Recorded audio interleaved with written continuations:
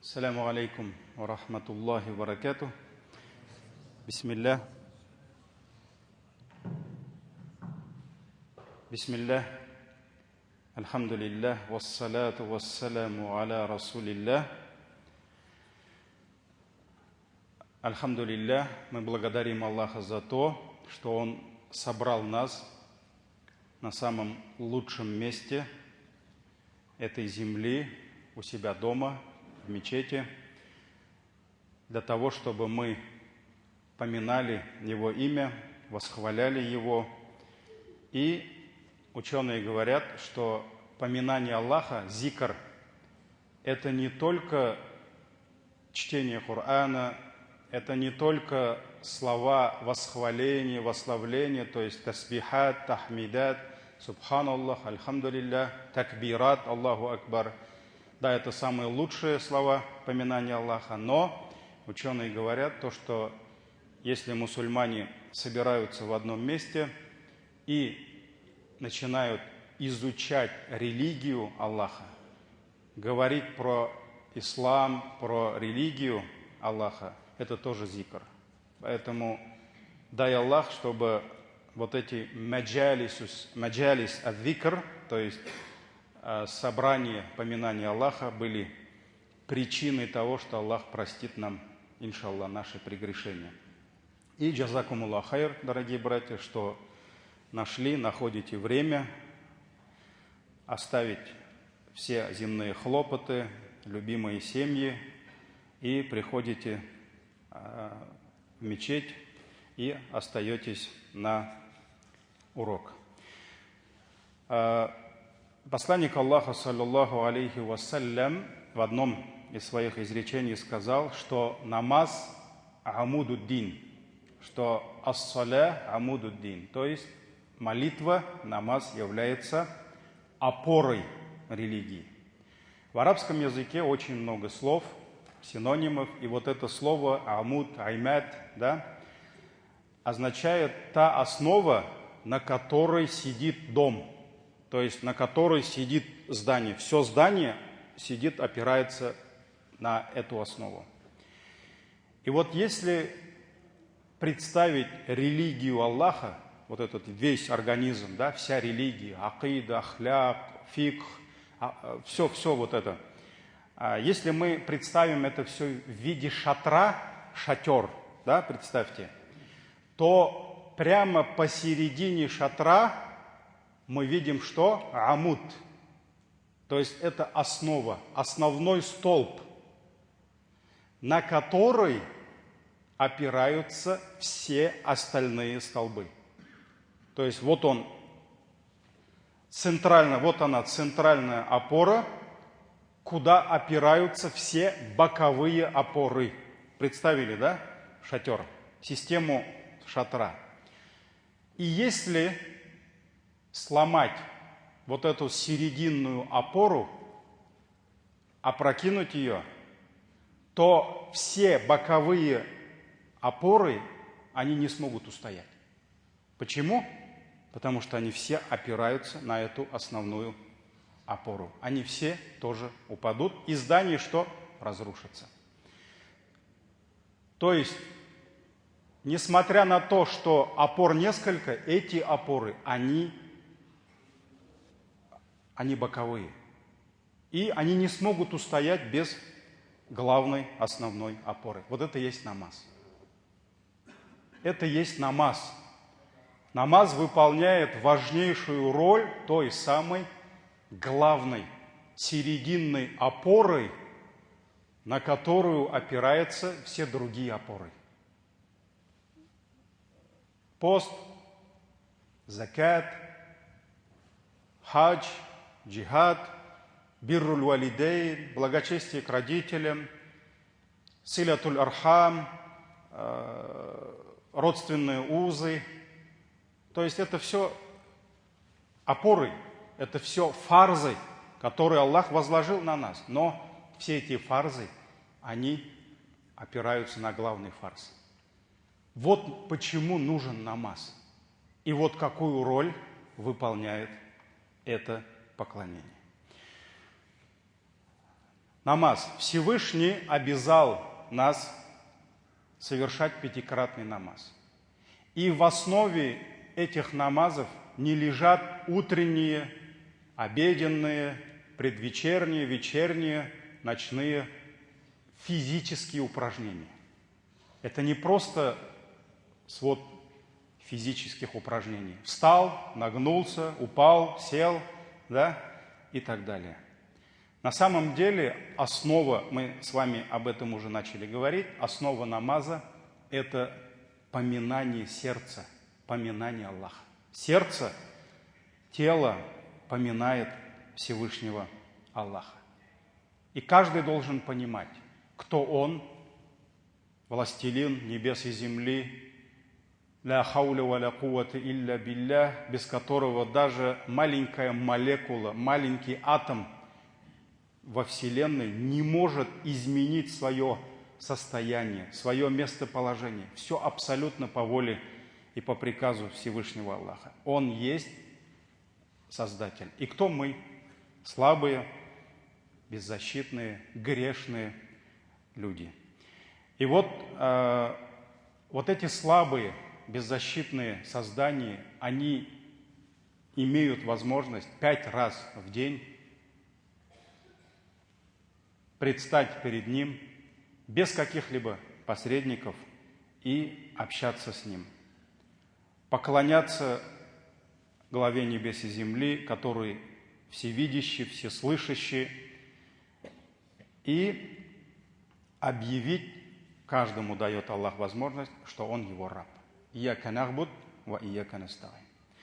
Давайте вернемся к тому аяту, который мы с вами вчера читали. Сура Тоха, 14 аят, где Всевышний, обращаясь к Муса, алейхиссалям, говорит ему следующие слова. «Иннани ана Аллах, воистину я Аллах, ла иляха илля ана, нет божества истинного, кроме меня, фа'будни, поклоняйся только мне, ва акимис салата ли зикри, и выстаивай намаз для того, чтобы поминать меня». Поминать меня. Намаз совершай для чего? Чтобы поминать, восхвалять, восславлять, возвеличивать меня. Сура Тоха, 14 аят. Вот в этих аятах мы видим один из основных смыслов намаза. Намаз – это великое поминание Аллаха. Великое поминание Аллаха. Если рабы Аллаха будут выполнять предписанные им намазы, будут совершать киямы намаза, это арканус саля, да, то есть обязательные столбы намаза, то есть киямы, совершать поясные поклоны, совершать суджуды, да, но в то же время, если их сердца, их разум не будет поминать Аллаха, то молитва, она теряет свой смысл. То есть она превращается в какой-то список определенных телодвижений. Люди это делают, потому что их кто-то научил этому, но они не понимают. То есть в их сердцах нет поминания Аллаха. В их сердцах нет возвеличивания Всевышнего Аллаха. А ведь Аллах сказал: «Ва акимис салата ли зикри». То есть выстаивай намаз для того, чтобы поминать меня. Поэтому основа намаза – это поминание Всевышнего Аллаха.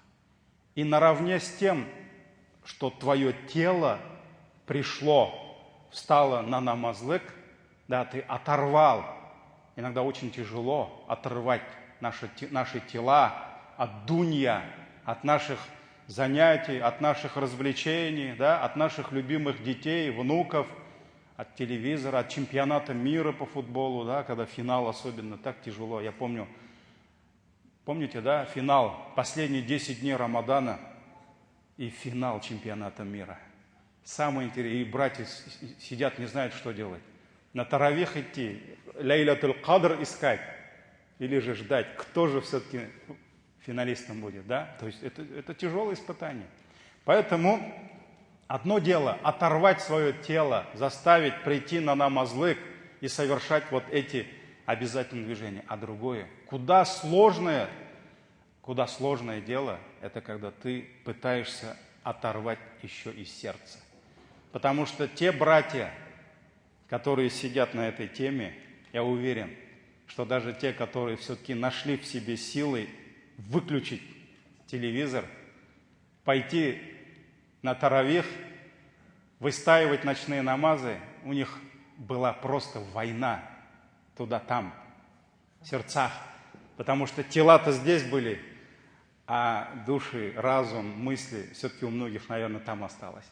Да? И они все-таки думали, а кто же? Или вообще дуа делали весь кыям там, чтобы там, или Бразилии там, или еще кто-то. Поэтому, дорогие братья, вот эта беспечность, это проблема в наших поклонениях.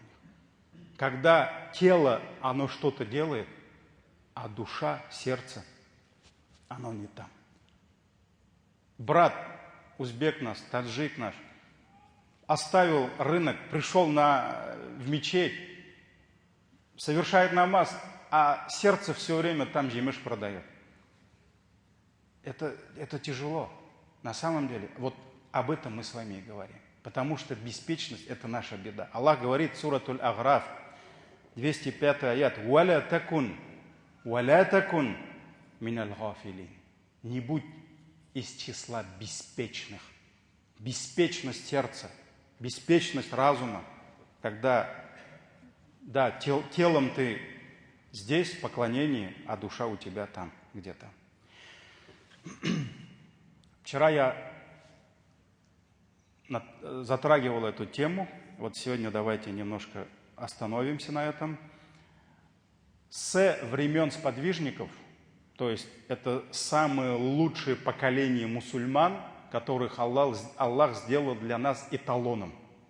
То есть вот Аллах дал лучшего пророка, Аллах дал лучшую книгу свою, Коран, лучшая мадраса, 23 года посланник Аллаха воспитал лучшее поколение в истории человечества. Ни до них, ни после них никого лучше не будет. Но вот эти лучшие поколения, они менялись. Ушли сподвижники, потом пришли кто? Табигины. Но табигины, они уже не смогли быть лучше сподвижников. Но они были лучшими, да. Но после табигинов пришли атбарут табигин, последователи сподвижников, так ведь? И чем дальше от этих баракатных поколений, тем больше умма, дорогие братья, теряет свои прекрасные качества, теряет свои прекрасные дела. И вот со времен сподвижников умма до сегодняшнего дня потеряла, к сожалению, огромное количество благодеяний, огромное количество прекрасных качеств, которые были там у них, или, например, или же для них это было обыденно, а сегодня это может быть сверхъестественно для мусульманина, да? Вот. Мы потеряли очень много. И вот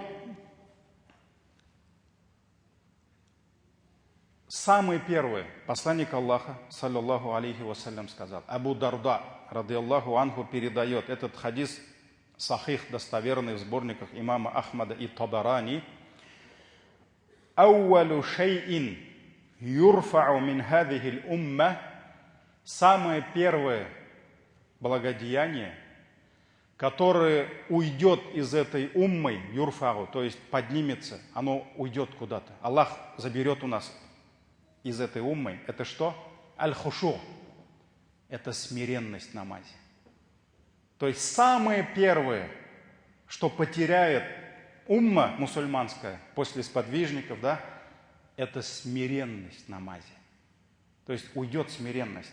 Хатта ла тара фиха хашиа.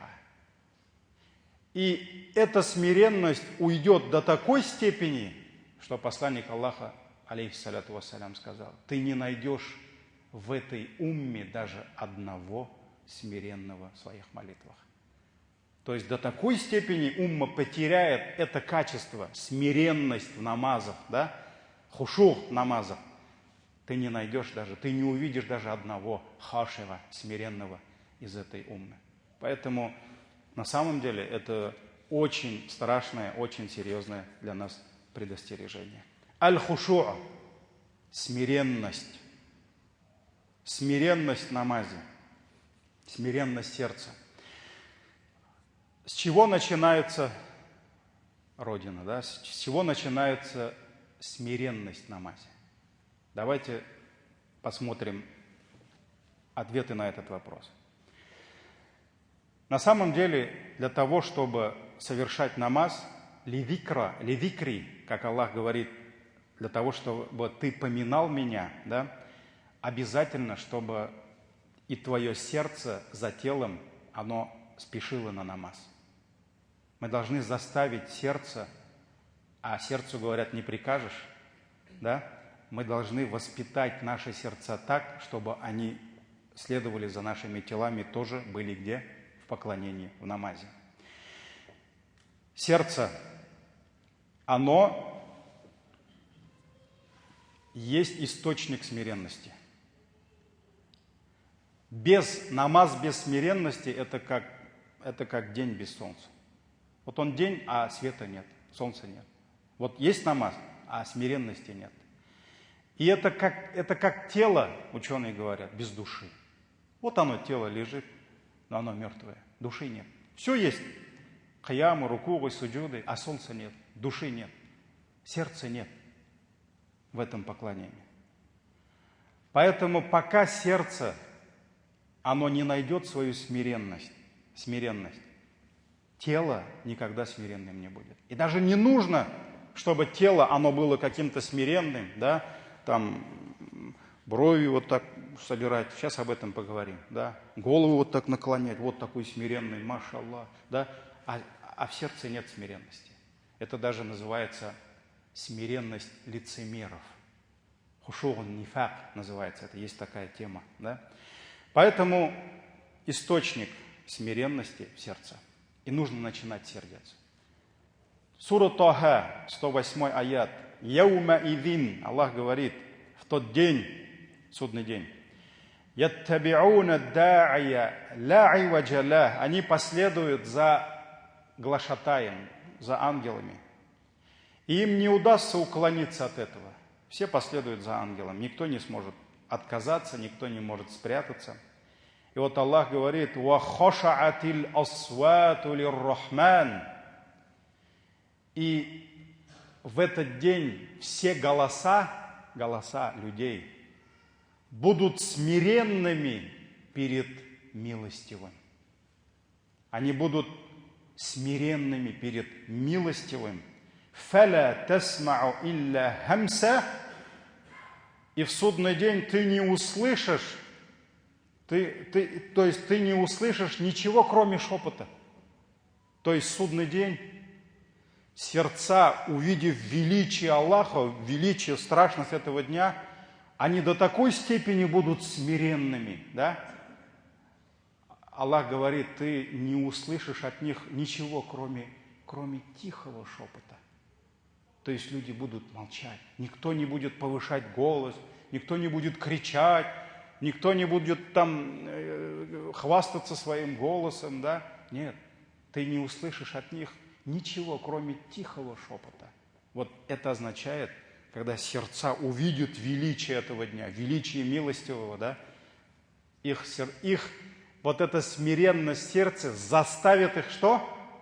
Заставить понизить голос. Понизить голос. То есть смиренность сердца заставляет быть смиренным что? Все остальные органы тела. Вот об этом я хотел сказать. Почему человек во время намаза стоит вот в таком положении? Не вот так, да? Не так где-то, не еще что-то там, да? Вот почему? Почему вот руки он вот так ставит, да? Кулларын баглы, да? Вот кто-то скажет, да потому что в книгах фикха так написано. Правильно. Потому что посланник Аллаха, саллаллаху алейхи вассалям, так стоял. Но ученые говорят, что вот это положение, когда мусульманин стоит, наклонив глаза, опустив глаза, наклонив голову, да, и руки вот так кладет. Это положение смиренного раба. И мы должны стоять вот так смиренно не только потому, что в книгах фикха так написано, потому что то понимание величия Аллаха и понимание твоей слабости, оно должно породить в твоем сердце смиренность. И эта смиренность в твоем сердце должно заставить твое тело быть смиренным. Это понимание, вот это заставляет тебя именно стоять перед Аллахом, опускать глаза. Почему мы опускаем глаза? Да, еще раз кто-то может сказать, да в книгах фикха вы же так учите. Да, в книгах фикха так написано. Но на самом деле мы должны опускать глаза, потому что мы должны понять, перед кем мы стоим. Кто он, а кто ты. И сколько за тобой хвостов, грехов, недостатков. Так ведь? Вот это должно твои глаза заставить. Вот это же элементарно, это же фитра.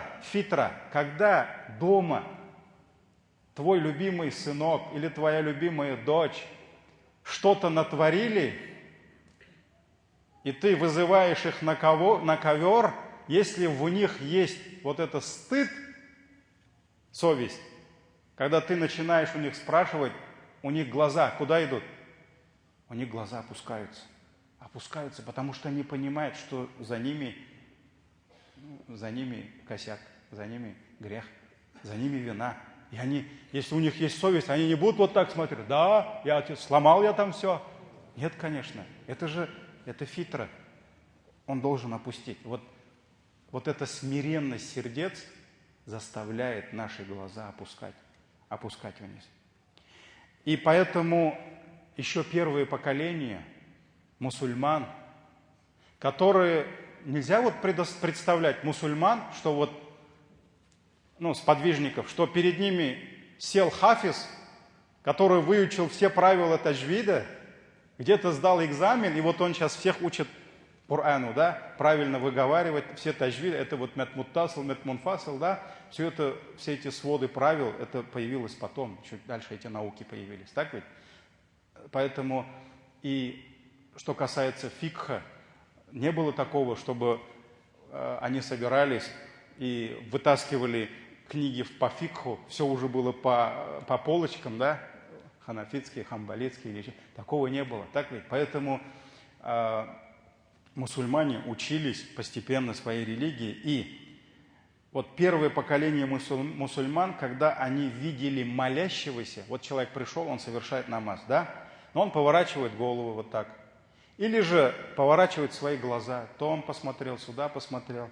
Когда они видели вот это, они говорили, если бы смирилось его сердце, то смирилось бы и тело.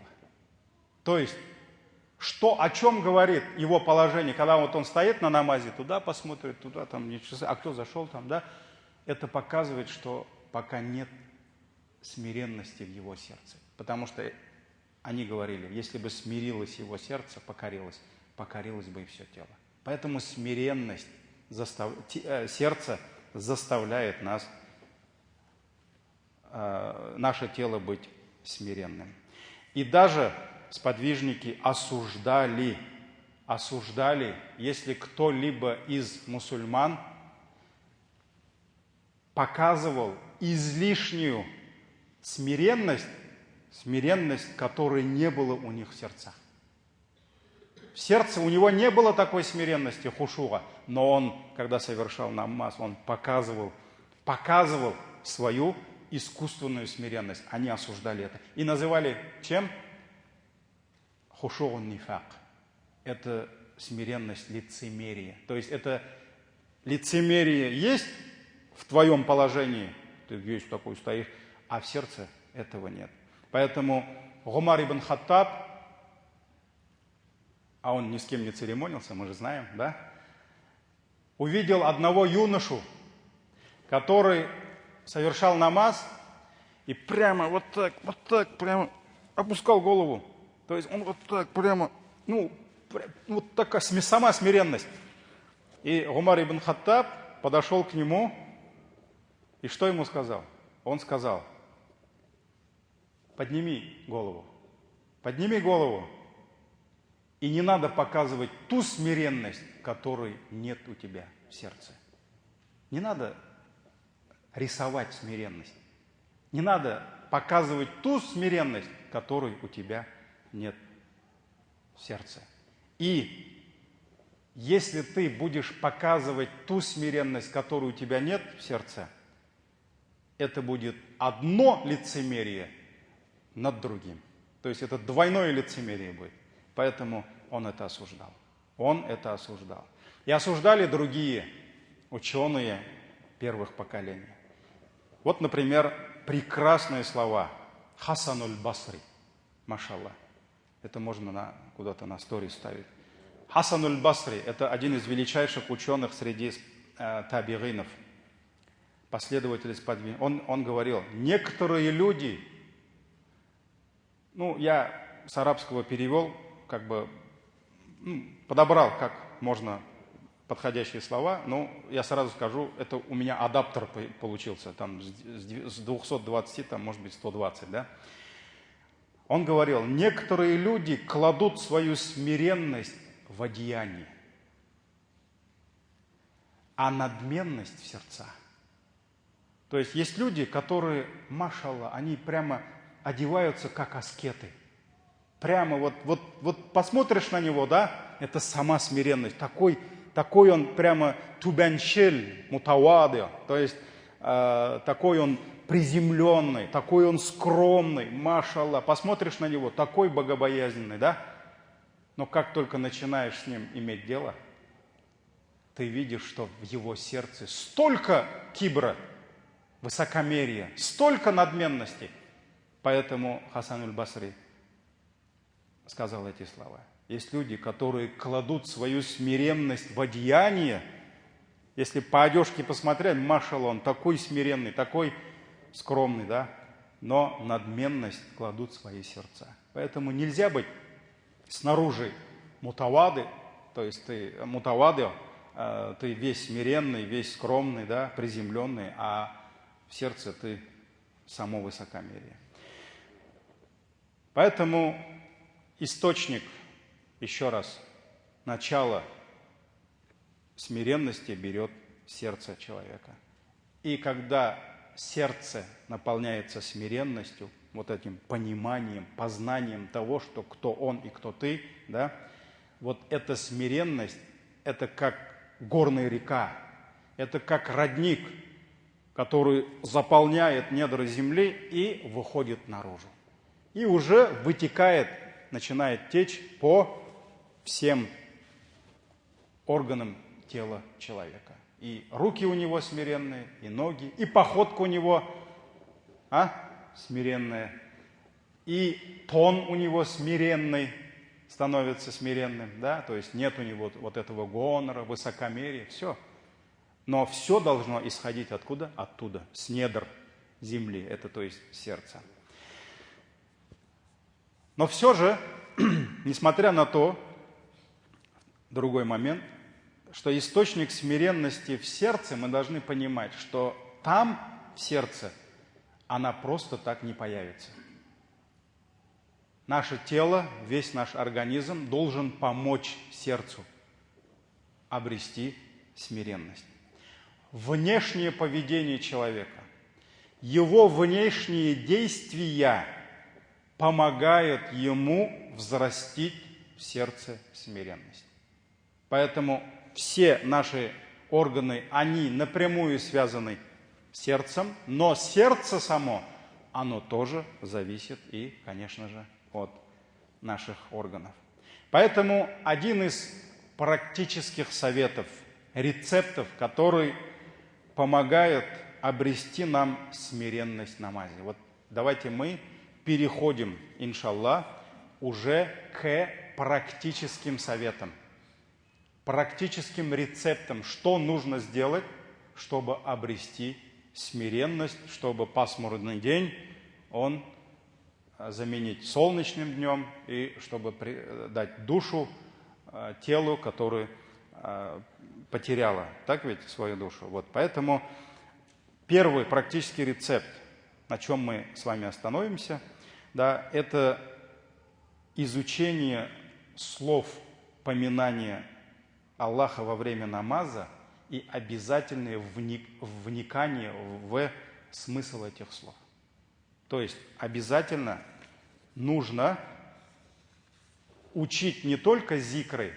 Давайте вспомним первое занятие. К сожалению, оно у нас по техническим причинам не записалось, не записался звук, да, ну, на то воля Аллаха. А вчерашний урок, по-моему, уже выставили, братья. То есть, если кому надо, то есть спрашивают, где, куда, что записывать. Не надо записывать, все уже братья записывают, да. Вот, братья и не братья все записывают. Поэтому все в Ютубе есть, можно зайти посмотреть. Вот.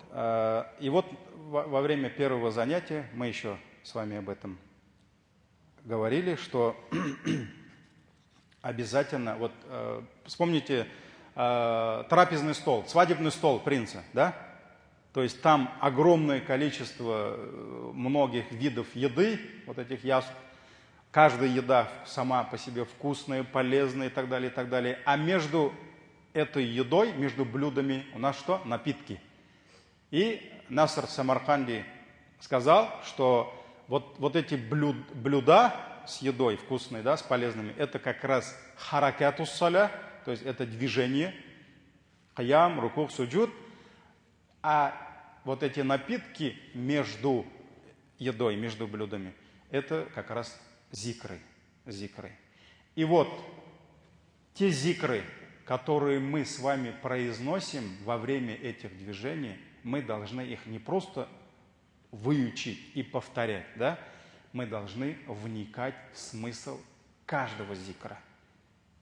Все, о чем что мы говорим, если ты будешь понимать значение, смысл этих слов, то привлечь сердце, вытащить оттуда из дунья, да, с рынка там, из дома или откуда-то, с футбола чемпионата мира, да, намного нам будет, иншаллах, проще. Поэтому нужно постараться выучить эти зикры так, чтобы мы понимали то, что мы сами будем говорить, произносить. Давайте как раз вот поговорим об этом. Мы знаем, что Аллах не спосылал Коран в течение 23 лет. Да, в этом была мудрость. Даже были такие враги пророка, саллаллаху алейхи вассалям, из числа арабов, да, которые пытались насмехаться над ним, издеваться, да, говорили: а почему ты там не можешь ответить на наш вопрос? Что там ждешь, пока там Аллах тебе что-то подскажет, да? Они спрашивали: а неужели Аллах не может все сразу не спаслать, да? Аллах Тааля говорит: конечно же, может. Аллах мог, но нужно было укрепить сердце пророка, саллаллаху алейхи вассалям, и нужно было укрепить сердца людей. И мы знаем, что есть некоторые харамы, которые Аллах Тааля не спосылал постепенно. И вот один из этих харамов, который Аллах Тааля запретил нам в 3 аятах, только в 3 аяте, да, это какой харам? Да, спиртное. Спиртное, хамр, да. Вот давайте посмотрим вторую ступень. Это еще не 1, не 3, да, 2 ступень, когда Аллах Тааля не спаслал 2 аят. Это сура Ан-Ниса, 43 аят. Аллах говорит: «Я айюхаллазина аману», о те, которые уверовали, «ля тaqrабус салята», не приближайтесь к намазу, «ва антум сукара», будучи пьяными. То есть, на самом деле, Аллах еще не запретил спиртное. Он просто в 1 аяте сказал: «Куль фихима ифмун кабирун, ва манафигу линнаси, ва ифмухума акбар мин нафрихима». То есть у тебя спрашивают про спиртное и азартные игры, скажи, в них много вреда, в них есть грех, но есть и польза. Но вреда больше, чем пользы. То есть Аллах заставил всех насторожиться. Ага, оказывается, вреда в этом больше. Кто-то уже остановился, а кто-то уже до этого не пил. Например, Абу Бакр, он в жизни не пил. И в жизни ширк не делал. Аллах его защитил. И пророк саллаллаху алейхи ва саллям никогда в жизни не пил, никогда ширк не делал, никогда в жизни не дотрагивался до чужой женщины, до тела чужой женщины. Хотя пророком стал только 40 лет. Так ведь? Вот. Поэтому кто-то уже там остановился, но для кого-то еще не хватит, недостаточно этого. Поэтому второй аят. Аллах говорит, не приближайтесь к молитве, будучи пьяными. То есть уже второй этап запрета, да? Что это означает? Вот надо кому-то собраться, попить вина, отдохнуть, но кто-то говорит, скоро намаз, братья. Поэтому давайте подождем после намаза. Да? То есть это второй этап. Сейчас кто-то, наверное, подумал, оказывается, так можно, да? Нет, это второй этап. Первые два аята многим нравятся. Я вот сколько татар с ними спорил. Они первые два аята находят и говорят, вот же Аллах сказал. Вот. 2 раза в год на намаз приходят, и не пьяными. Вот. Аллах говорит, не приближайтесь к молитве, будучи пьяными.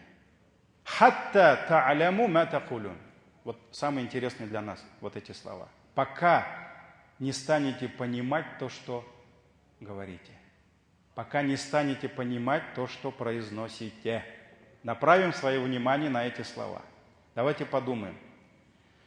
Пьяный человек, почему Аллах запретил ему, пока еще не было запрета, приближаться к молитве? Потому что он не знает, о чем он говорит. Он не понимает, что он говорит. Так ведь?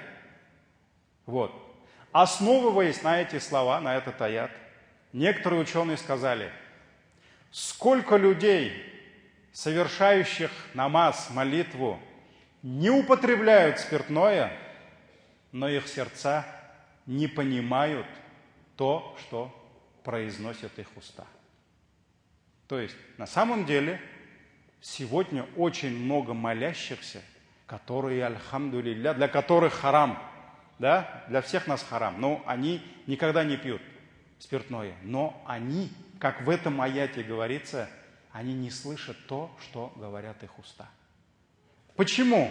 Потому что они пьяны не хамром, а мирской жизнью. Почему человек о чем-то говорит в кияме, но сам не слышит, не понимает, а где-то там ходит, потому что еще там дунья. Он еще продает свой жимеш там. Строитель там что-то строит. Бабай, который оставил любимых внуков, пришел на намаз, он до сих пор еще с внуками. То есть он пьян не спиртом, не хамром, а пьян мирской жизнью. То есть он не может оторвать свое сердце от дунья.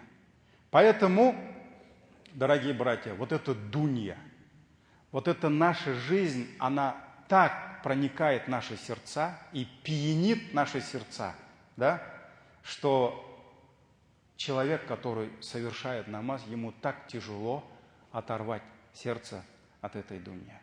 Поэтому Аллах говорит, «Хатта та'аляму ма такулюн», пока вы не будете понимать, знать то, что вы сами говорите. Вот мы должны сделать все, чтобы понимали, чтобы понимать, что мы делаем, что мы говорим. Мы стоим перед Аллахом, у нас отдельная лекция будет про суру Фатиха, да, иншаллах, если успеем, отдельная будет. То есть мы говорим, «Ияка нахбуд», тебе только поклоняемся, и у тебя только просим помощи, да, а о чем мы думаем? Где наш разум, где наши мысли, где наши сердца? Это большой вопрос. Поэтому намаз, вы знаете, это монитор. Это монитор, экран, который показывает состояние в системнике. Там. То есть это намаз, он показывает состояние твоей души, твоего сердца. Если что у тебя в сердце, там, вот то у тебя и в намазе. Я слушал какую-то проповедь, хутбу, мне так понравилось. Вот сегодня медицина, да, придумано огромное количество аппаратов, да, которые показывают нам то, что невооруженным глазом увидеть невозможно. Мы идем к врачу, и он проводит нам УЗИ, делает УЗИ. Ну, там, брюшной полости, сердца, да. То есть, на самом деле, этих органов не видно, но врач это видит. Даже сегодня нам показывает, да, показывает будущим родителям эмбриона, плод, показывает его глаза, его руки, ноги, да, даже внутренние органы вот такого детеныша, скажем так, да, эмбриона, можно увидеть все вот через эти аппараты. И вот он приводит такую аналогию. Вот говорит, если бы придумать, по милости Аллаха, такой экран, который подсоединяешь к сердцу или к разуму молящегося, и смотришь на этот экран во время молитвы, о чем он там думает. То есть экран показывает все. Вот мы бы, говорит, чего только не увидели бы. Нам бы, конечно, совестно было показать это другим, да? Но на самом деле Аллах не нуждается в этом экране. Аллах знает, видит, что у тебя там.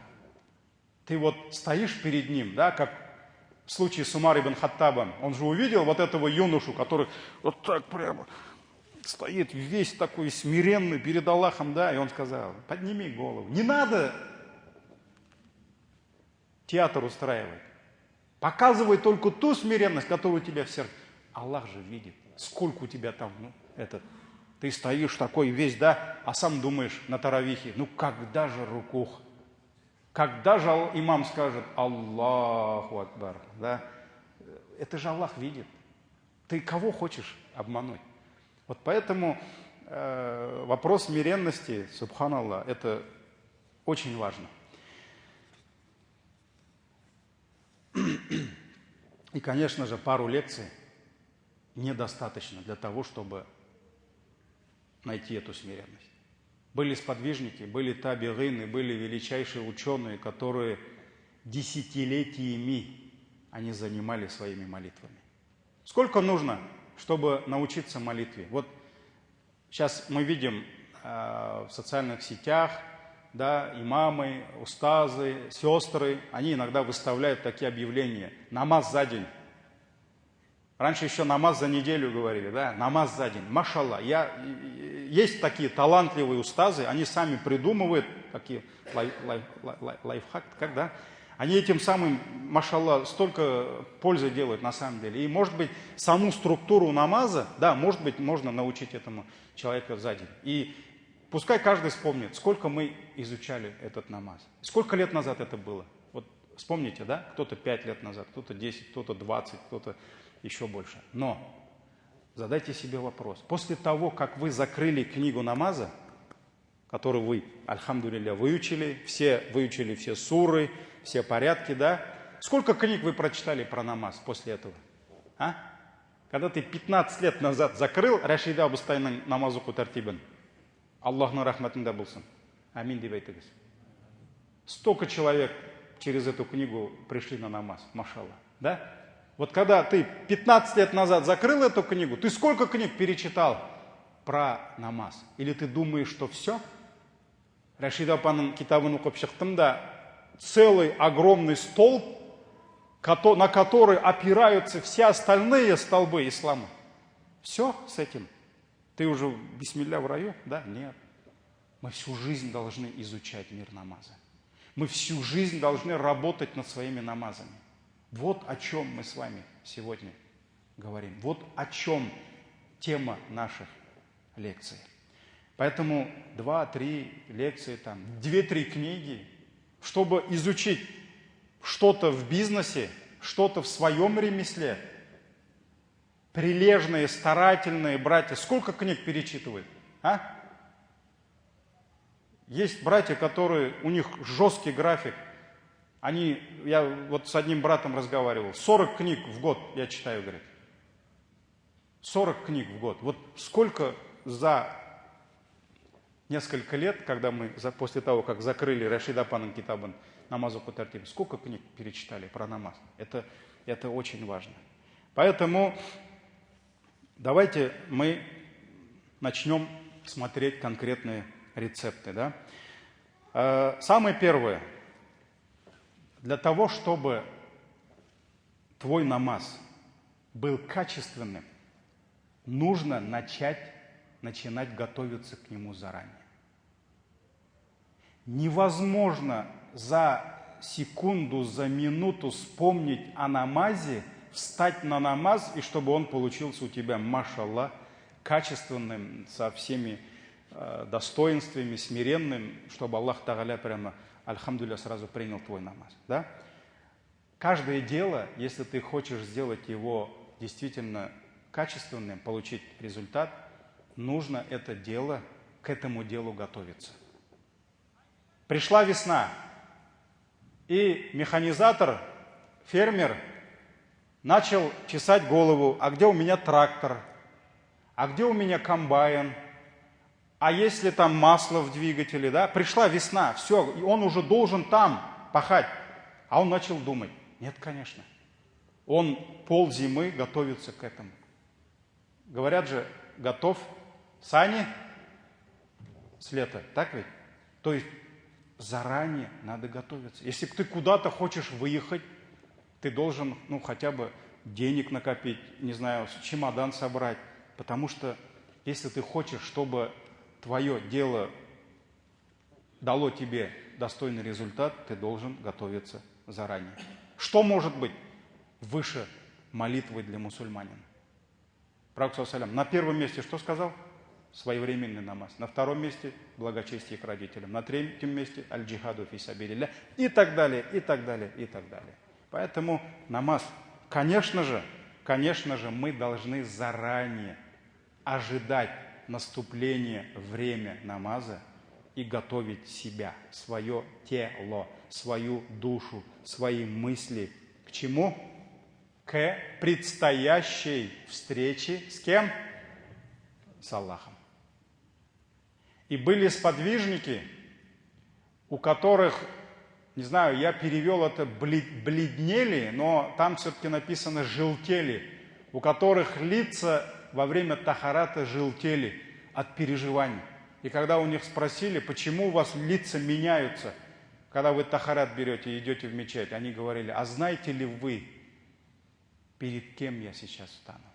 То есть они уже, когда они тахарат брали, они уже понимали, куда они идут, кому они идут. Когда они выходили из дома, когда они шли по дороге в мечеть, входили в мечеть, они уже понимали,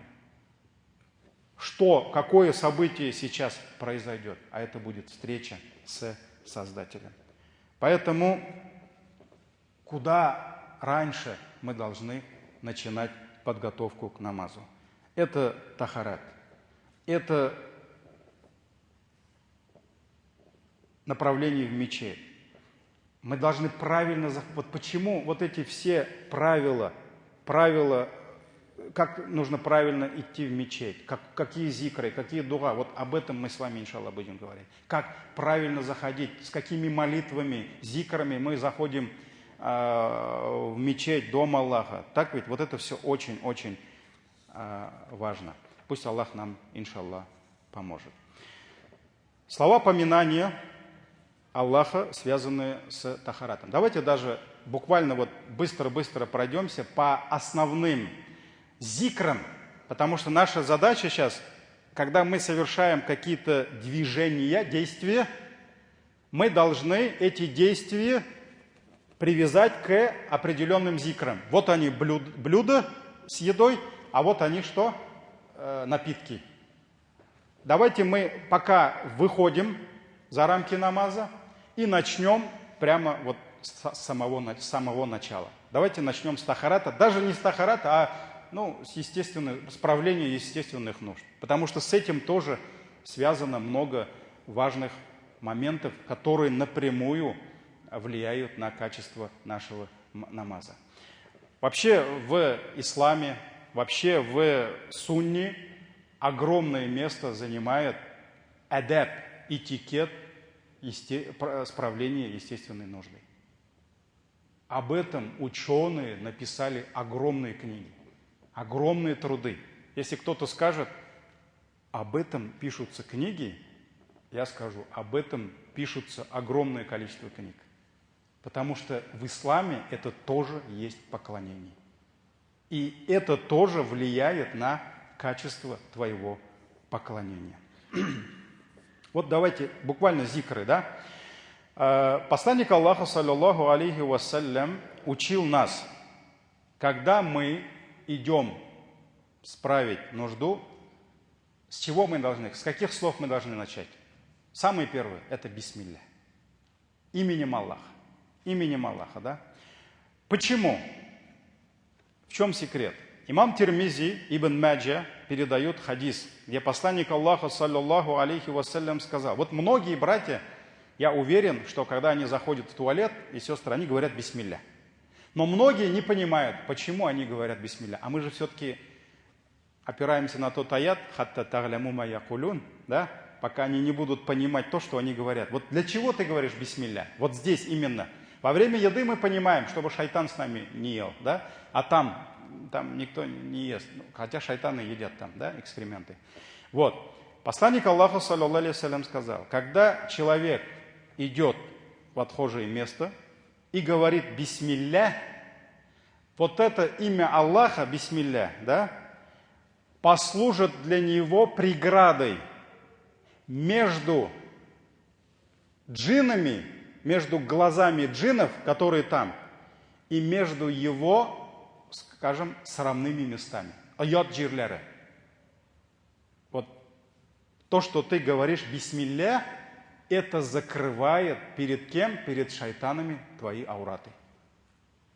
Несмотря на то, что когда человек справляет свою нужду, он вынужден открыть стыдные места, то, что он, когда заходил, сказал бисмилля, это закрывает его аураты. И джинны, шайтаны уже не видят его аураты. Только за то, что он сказал бисмилля. Помимо бисмилля, сунна учит нас специальной дуа, молитве. Так ведь? Где посланник Аллаха, этот хадис передал нам Анас ибн Малик, это у имама Аль-Бухари и Муслима. Посланник Аллаха, саллаллаху алейхи вассалям, сказал, когда он заходил, Анас ибн Малик, это человек, который служил сколько лет, более 10 лет в доме пророка, саллаллаху алейхи вассалям, он говорил, когда посланник Аллаха, саллаллаху алейхи вассалям, уходил справлять нужду, он говорил, Аллахумма, перед входом, да, Аллахумма инни ауду бика, о Аллах, воистину я ищу твоей защиты, то есть защити меня от кого? Миналь хубуфи валь хабаифи, то есть от джиннов, от шайтанов, как мужского пола и так и женского пола. То есть от шайтанов и шайтанок получается, да? То есть вот это небольшое дуа, которое все мы должны превратить в часть нашей жизни, альхамдулилля, служит причиной того, что Аллах защитит тебя от вреда шайтана во время справления нужды. Это тоже влияет на твое сердце. Обязательно. Бисмилля, закрылся от них, аураты закрыл. Аллахумма инни ауду бика миналь хубуси валь хабаиси. Все, ты под защитой кого? Аллаха. Этот хадис в сборниках имама Аль-Бухари и Муслима. Все, выходит человек. Мусульманин выходит. Какие слова он говорит после уже справления нужды? Очень короткое дуа. Уфранака. В переводе означает, дословный перевод, твое прощение. Кому он обращается с этими словами? Аллаху. То есть, прости меня. Он выходит с туалета и говорит. Этот хадис передает нам Аиша, радиаллаху анха, посланник Аллаха, саллаллаху алейхи вассалям, когда выходил, получается, давайте уж современно, с туалета, он говорил слова «гуфранака», то есть «твое прощение». Этот хадис передали имам Ахмад, Абу Дауд, Ибн Маджа, Тирмизи и так далее, и так далее. Что означают эти слова? Вот бисмилля, понятно, закрылись. Аллахумма инни ауду бика миналь хубуси валь хабаиф. Понятно. Мы просим у Аллаха защиты от зла, от вреда шайтанов женского и мужского пола. Да? А что означают слова «уфранаке»?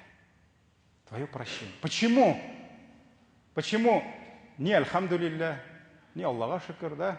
Не «Булды Аллаха шикр, котылдым», да? Хотя тоже такой вариант есть, когда шукр делаешь. Вот здесь основной хадис, в основных книгах идет какие слова? «Уфранаке», твое прощение. А ведь не просто так посланник Аллаха, саллаллаху алейхи вассалям, призвал нас говорить эти слова. Многие, я уверен, они говорят эти слова. Они несложные, да? «Уфранаке», твое прощение. Может быть, даже понимают, о чем речь, но почему, в чем мудрость этих слов? Вот многие, к сожалению, об этом не знают. И вот в чем же смысл? Давайте посмотрим мудрость ученых, машаллах, которые написали целые шархи, разъяснения этому зикру. Давайте сначала возьмем, его называли целителем сердец даже, да, это автор книги Рух ибн аль-Каим. Вот он говорил, когда человек принимает пищу, организм забирает все, что ему нужно.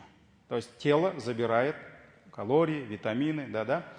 Но остатки этой пищи, они остаются в теле. И вот то, что они остаются, во-первых, Ибн Каим говорит, это вредит человеку, это вредит, это вредно. Во-вторых, это приносит ему неудобства. Я еще раз говорю, Ибн Каим это какой век?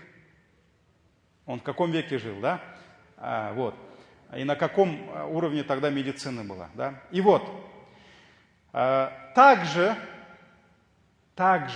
грехи человека, которые накапливаются у него в сердце, приносят ему неудобства. То есть они вредят ему. Вот один грех, вот второй грех. Помните хадис, да? Одно пятно, второе, третье, сердце закрывается. То есть тяжело сердцу нести это бремя. Грехи. То есть пример, вот тело, остатки еды, они вредны и неудобны. А здесь грехи. Они накопляются в нашем сердце, и сердце страдает от них. А вот эти наджасат, нечистоты, которые накапливаются в теле, они приносят боль, неудобство нашему телу. Поэтому Аллах, чтобы очистить наши сердца, Аллах призывает нас к чему? Чтобы мы покаялись перед Аллахом. И вот когда человек во время справления нужды, Аллах избавляет его от этих наджасат, нечистот, да? И он облегчается от этих нечистот. Сердце его нуждается тоже в чем? Чтобы он избавился от этих грехов, нечистот. Поэтому ты вышел, Аллах избавил тебя там от нечистот. Сейчас ты должен избавиться от нечистот грехов. Поэтому что ты делаешь? Каешься. Ты говоришь «Уфранака». О Аллах, ты очистил мое тело от нечистот, получается, очисти мое сердце от грехов. Уфранака. Вот именно Ибн Каим говорит, в этом кроется один из мудростей этих слов. То, что именно вот покаяние. Следующее, машаллах, очень мудрые разъяснения, это нам оставил Ибн Аллян, рахимахуллах. Очень мудрый, машаллах. Он сказал, человек, когда принимает ризк Всевышнего Аллаха, да, он получает пользу от этого, а затем от ненужных частей он избавляется. И вот этот процесс получения еды, организм от этой еды получает все, что ему нужно, это же целый, машаллах, это целый невообразимый завод. Вот чего только мы туда не кидаем. Так ведь?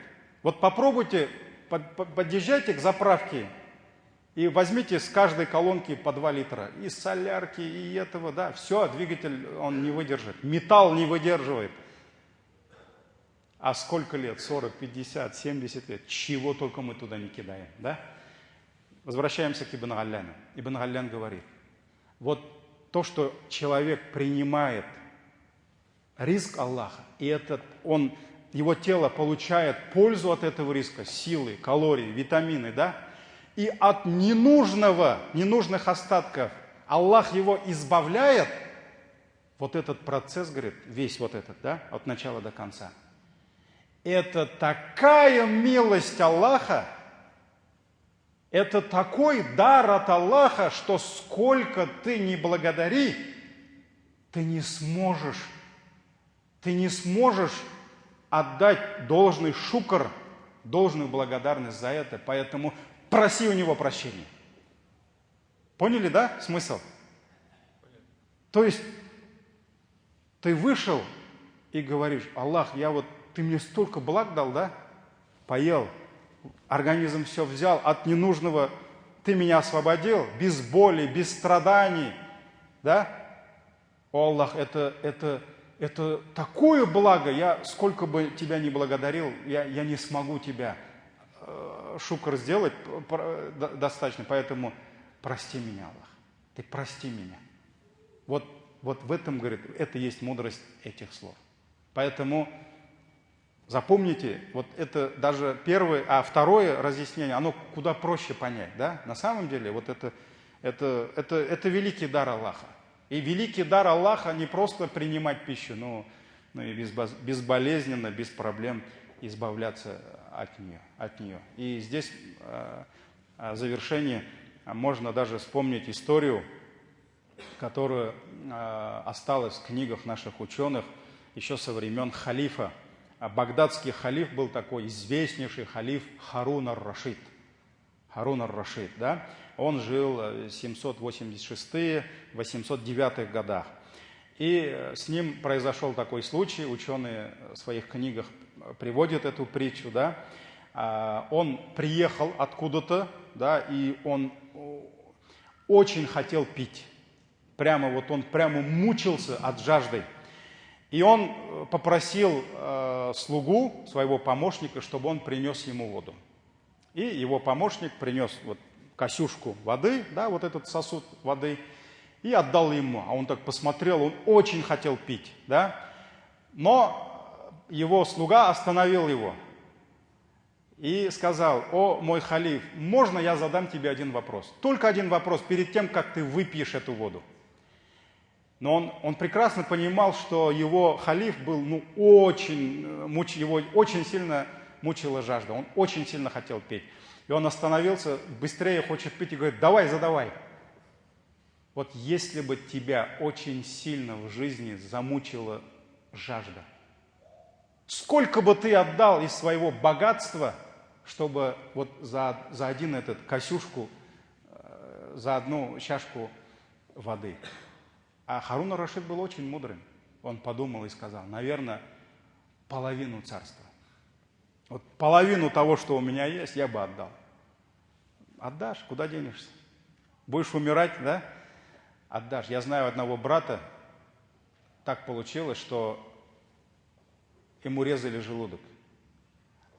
Операция была очень хорошей, но он несколько дней, ему нельзя было не то что кушать, ему даже пить нельзя было. Его просто смачивали тряпку, марля, просто чтобы он прямо уж не умер, вот так давали ему воду, и после этого он на намаз стал.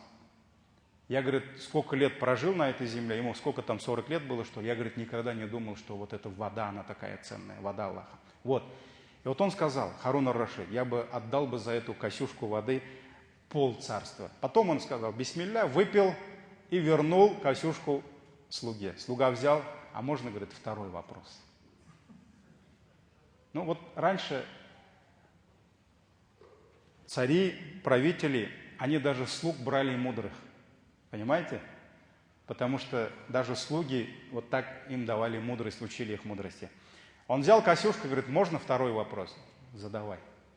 Если бы эта вода застряла у тебя в животе, и ты не мог бы, и ты не можешь от нее избавиться, ну никак не можешь избавиться, сколько бы ты отдал бы за это? А Харун ар-Рашид, он был мудрым. Он подумал и сказал, наверное, половину царства. И он посмотрел на эту Касюшку, о, халиф мой, так твое царство не стоит даже Касюшку мочи.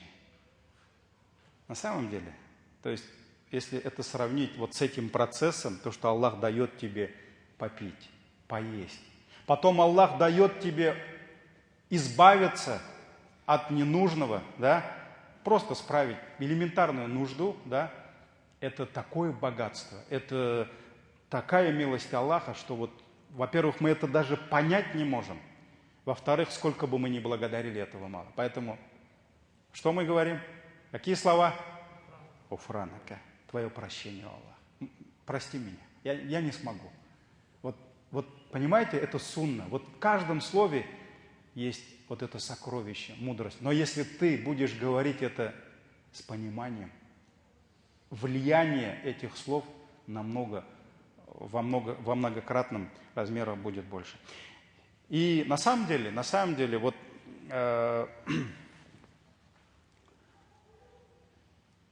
мы, когда мусульмане собираемся вместе, где-то на природе, у кого-то дома, да, приходит время намаза.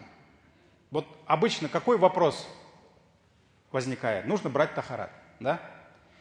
Я сам несколько раз это говорил и говорю. Или кто-то из братьев говорит, а у меня тахарат есть, интересно, нет? Это нормальный вопрос? Нормальный же, обычный вопрос. Слушай, а у меня тахарат есть, нет? Это нормальный вопрос. Но для кого-то он ненормальный. Есть у нас один брат, который попал в ДТП, и через несколько лет, находившись на кровати, он встал на намаз.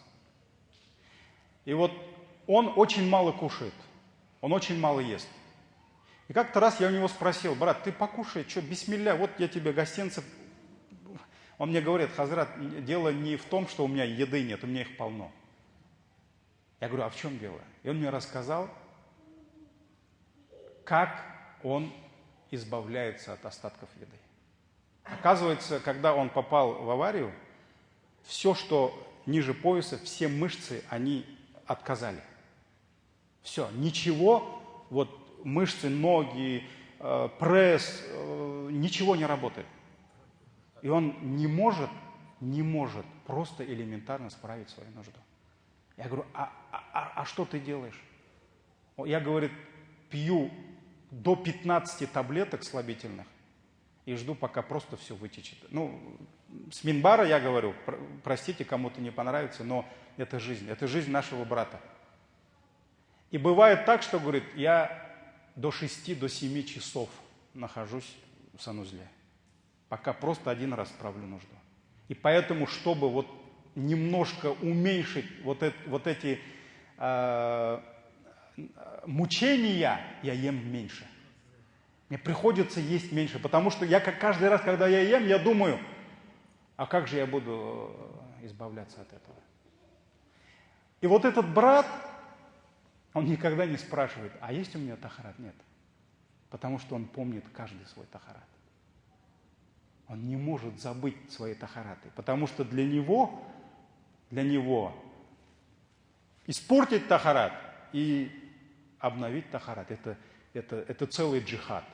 Да наставит Аллах его, нас на путь истины, и избавит Аллах его от этих страданий, иншаллах, в раю, чтобы Аллах Тааля одарил его милостью вот за эти его испытания. Поэтому, дорогие братья, мы спрашиваем иногда, а есть ли у меня тахарат, потому что для нас это проще простого. Это проще простого. Вот, значит, давайте практическая часть. Мы с вами сегодня посмотрели буквально 3 зикра. Бисмилля, закрыли свой аурат. Аллахумма инни ауду бика миналь хубуси валь хабаис. Аллах закрывает нас от вреда шайтанов и гуфранака, твое прощение. Давайте сделаем все эти зикры частью нашей жизни и, иншаллах, пойдем завтра дальше. سبحانك اللهم بحمدك أشهد أن لا إله إلا أنت أستغفرك وأتوب إليك. وقد جئتم. جزاكم الله خير. السلام عليكم ورحمة الله وبركاته.